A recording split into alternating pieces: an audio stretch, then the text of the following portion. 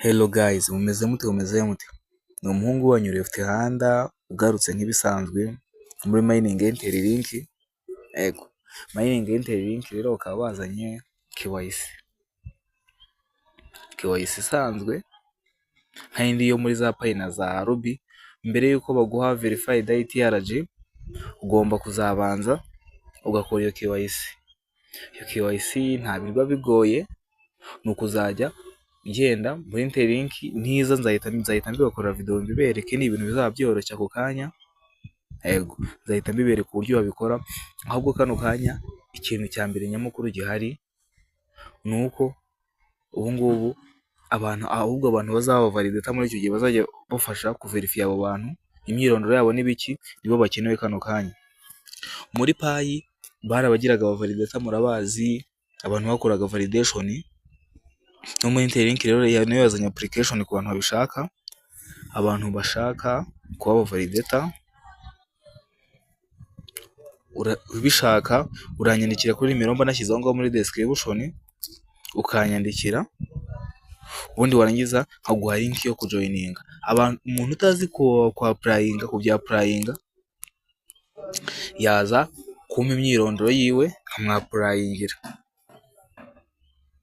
Yego, umuntu urabona atabizi neza uburyo bapplyinga kandi abishaka ibintu byo kuba mu mukireta, inyungu zabyo ntago baratangaza ibintu bazajya babahemba, gusa bitewe n'uburyo y'abambasaderi bitwara neza babaha amadolari bakabaha n'ama ITRG.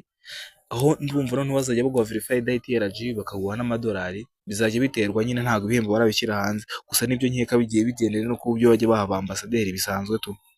Yego, ubwo rero fomu uranyandikira nyiguhereka nze mbanze mbereke itangazo ryashyizweho kuri Interlink Foundation. Sorry gato, Interlink Foundation.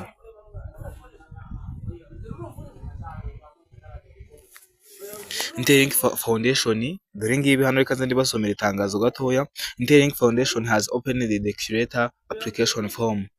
Interlink Foundation yafunguye fomu y'abantu bashaka kuba abakireta neza ni nk'aba validator nyine, nk'abari muri Pi.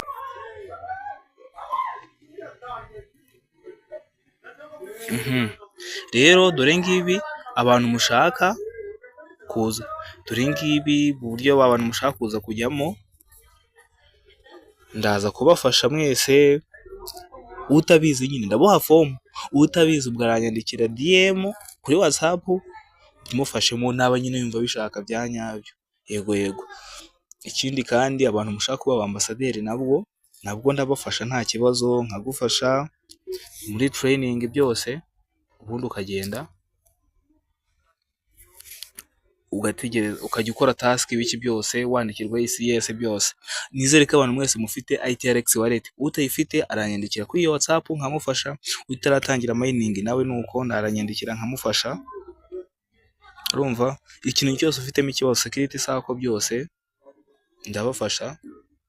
Yego, mwebwe rero ibintu byanyu mubishyire ku murongo bigende neza, ubundi dutegereze igihe umushinga uzagera ku isoko. Nanjye byose amakuru yose nzajya yabaha 5 kuri 5. Sawa turi kumwe, ciao.